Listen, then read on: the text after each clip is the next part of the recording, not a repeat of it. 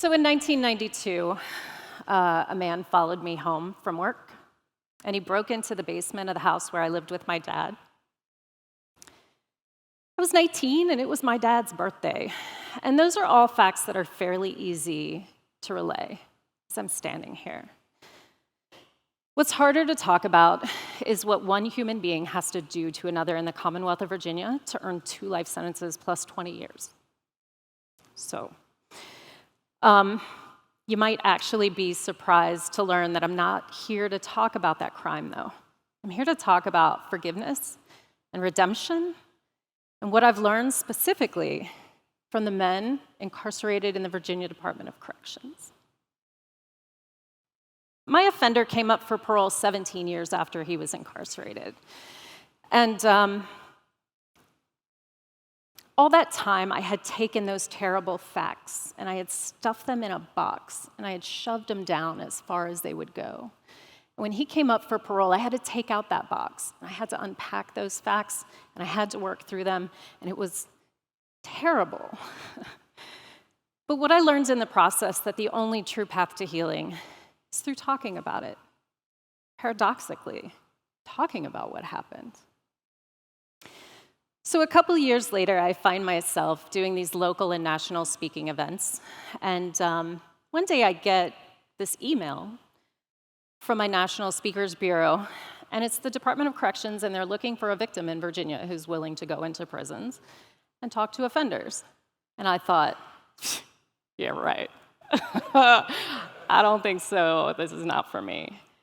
And I kept scrolling down, and the point of contact on that email was that victim advocate who had so skillfully helped me through that first parole hearing. And I thought, for everything that Emily did for me, if I can do this one thing, I'll try it.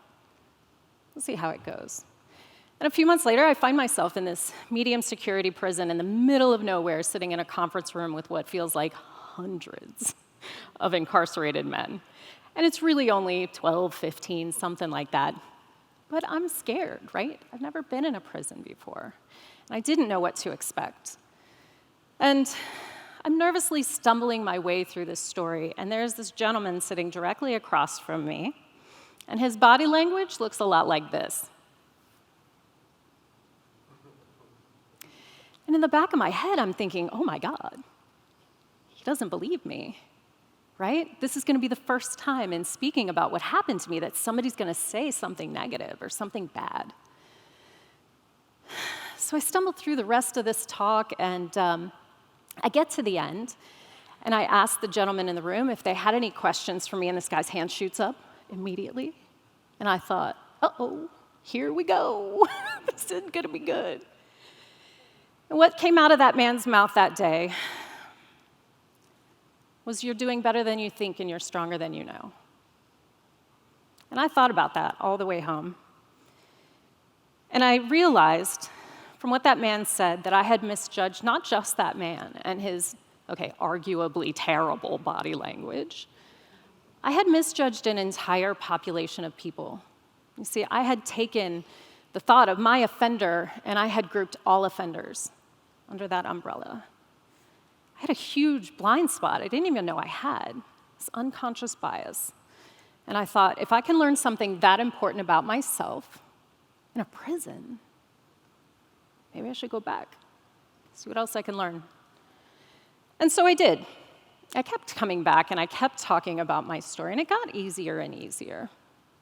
The story that I bring into prison isn't just about violence. It's not just about surviving trauma. It's about collateral damage. And what that looks like for me is that 20-some years later, after I was violently sexually assaulted in my home,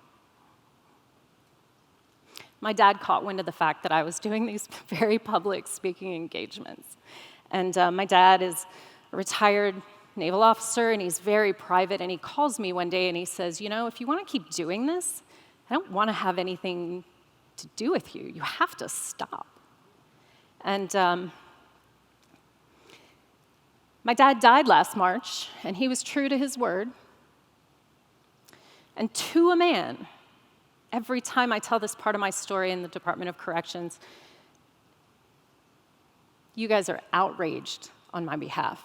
Outraged, right? And it's only been in sharing that part of my story did I learn that maybe my dad wasn't ashamed of me like I assumed. Maybe he wasn't trying to stop me from talking because he was ashamed of what happened. These men taught me that maybe he felt bad that he couldn't protect me in his own home. And that checks out, right? Magic moments, I call these. They're little moments of insight and magic where I learned something that I didn't know before. And it happens in the most unexpected places, these little moments of grace. So fast forward a couple years, and I'm at Augusta Correctional. And, at this point, I'm comfortable in prisons. I've been doing this a long time. And I was kind of up against, well, maybe there's not much new to learn here. And I go through my talk, and we go through the Q&A, and this gentleman walks up to me afterwards, and what he said to me tipped the scales in my journey of healing. He walked up, and he said, thanks for sharing your story, and I don't know if anybody's ever apologized to you for what happened, but I can't apologize to my victim because I killed her. So can I apologize to you? And what that man couldn't know, because I didn't even know it in the moment, was how desperately I needed that apology. Nobody had ever said that they were sorry for what happened to me. And I didn't even know I needed it until he gave it freely, no strings attached. Those magic moments keep me coming back here, because this is what we do in the Victim Impact Program. We sit and we have difficult conversations. We talk about the hard stuff, and in the process, we learn a little bit more about ourselves, about our dads, about life and how society works. Magic moments. We build these bridges together. I couldn't do it by myself. To better understand ourselves and our world. I say that man tipped the balance that day. I can't tell you what it's like to forgive a serial rapist. I am the victim of a brutal and violent sexual assault committed by somebody who is a rapist. And forgiveness today looks to me like coming in here and sharing this story in the hopes that if even one person gets out and they think about reoffending and they stop and they think, there's Paige on the other end of a crime. This person might lose everything.